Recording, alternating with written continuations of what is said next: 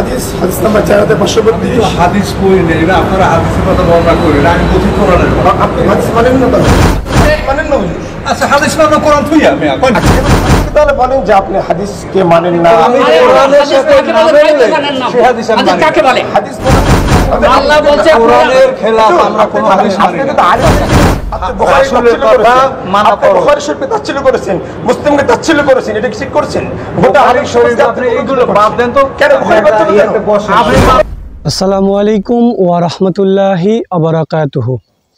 আশা করছি সকলেই মহান আল্লাহ তাআলার অশেষ রহমতে এবং তাই দোয়ায় ভালো আছেন এবং সুস্থ আছেন।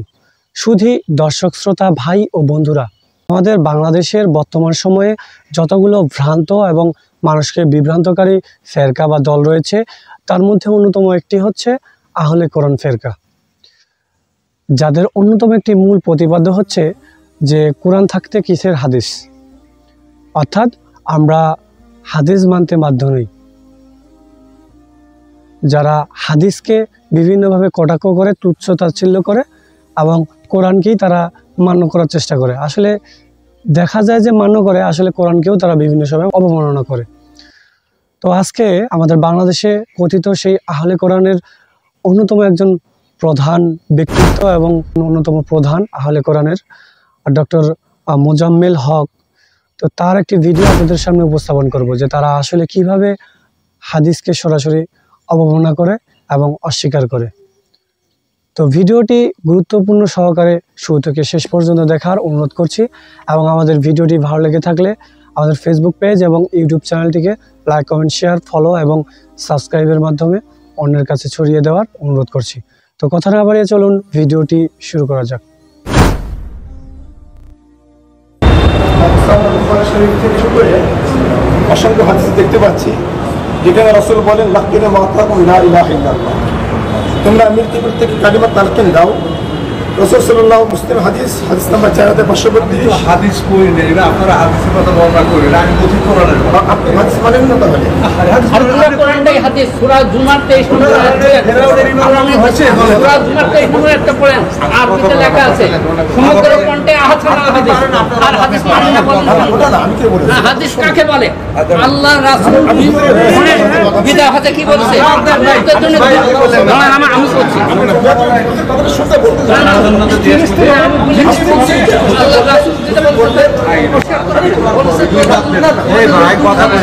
হুজুর বললেন যে মৃত্যুর সময় কালিমা বলতে কোনো কাজে আসবে না। অথচ বুখারী শরীফের স্পষ্ট হাদিস রাসূল বলেন আমি শেষ করব। বুখারী শরীফ কত বছর পরে হয়েছে? আল্লাহ রাসূল মৃত্যু কত বছর পরে? তোমরা মৃত্যু ব্যক্তিকে মৃত্যুর সময় কালিমা তালকিন দাও। মুসলিম শরীফে রাসূল তার চাচাকে মৃত্যুর সময় বলতেন, চাচা হাদিসই আছে, কোরআনে কিছু নাই। হাদিস এবং তাফসীর হচ্ছে কোরআনের। আল্লাহ বলেছে মানেন না? আচ্ছা, হাদিস মানে কোরআন থুই আমি কোন। আচ্ছা, এবার আসেন আপনি দুই নম্বর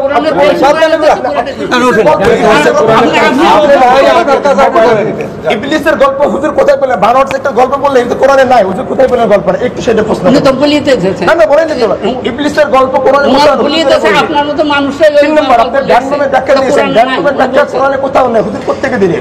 হুজুর বললেন জিহাদ বিলুপ্ত, অথচ রাসূল বলেন আল জিহাদু মাদিন ইলা ইয়াউমিল কিয়ামা, কিয়ামতের দিন পর্যন্ত জিহাদ চলবে। হুজুর এই কথা কি দিবেন?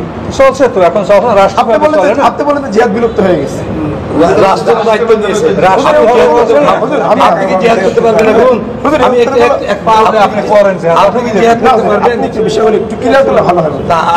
আমার আসব কোনো কথা নাই। আমি যদি কোরআনের আপনি কি তাহলে বলেন যে আপনি হাদিসকে মানেন না? আমি কোরআনের সাথে না মিললে সেই হাদিস আমি মানি না। কাকে বলে? হাদিস বলা কোরআন সূরা জুমার 23 নম্বর আল্লাহ বলছে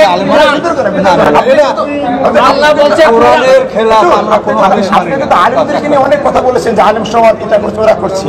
আপনি এক বয়ানে বলেছেন যে হাদিসের আবর্জনা, হাদিসকে আবর্জনা বলে কি আপনি ঠিক করেছেন? আপনি বুখারী শরীফে তাচ্ছিল্য করেছেন, মুসলিমকে তাচ্ছিল্য করেছেন, এটা কি ঠিক করছেন? গোটা হাদিস শরীফ আপনি এইগুলো বাদ দেন তো। কেন বুখারী বাদ দিলেন? আপনি বুখারী বাদ দিলেন, বুখারী বাদ দিলে থাকবে কি? বুখারী হলো কোরআনের ব্যাখ্যা, মুসলিম হলো কোরআনের ব্যাখ্যা। আপনি হাদিস বাদ দিলে আপনি কোরআন পড়বেন কি করে? হাদিস মানি না। আপনি বসার আপনারা কোথায় আল্লাহ রাসূল তো বিদায় কথা কি বলেছে?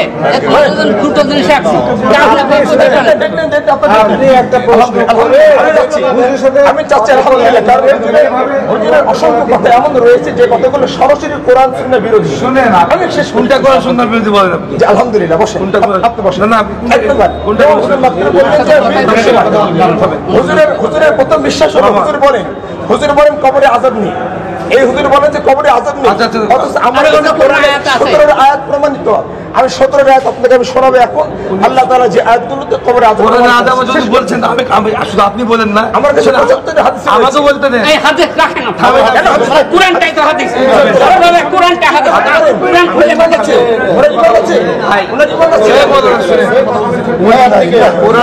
কোরআনের আপনি কোরআনের আযাব বলছেন জিজ্ঞাসা আছে হুজুরের তো রাগান্বিত কিছু নাই, কোনো উত্তেজিত কথা কেউ বলবেন না। যদি কোনো জিজ্ঞাসা হয় জিজ্ঞাসা করতে পারে আদব সহকারে। মসজিদ আমরা জিজ্ঞেস করছি এটা। কেন হুজুর উত্তর দেন? আমি আমি আমি আমি না, উনি বলছেন আমি উত্তর দিলাম। আমি বলছি কোরআনের আছে আমি সাথে বসেন না আপনি আপনি শুনেন না আপনি কথা শোনেন, আপনি উত্তর দিবেন না। না না উত্তর দিচ্ছেন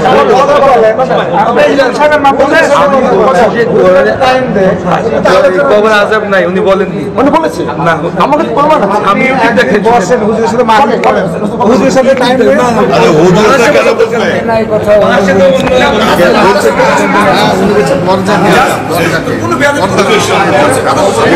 তাহলে আর মানুষগুলো কোথায় যাবে? তিনি বলে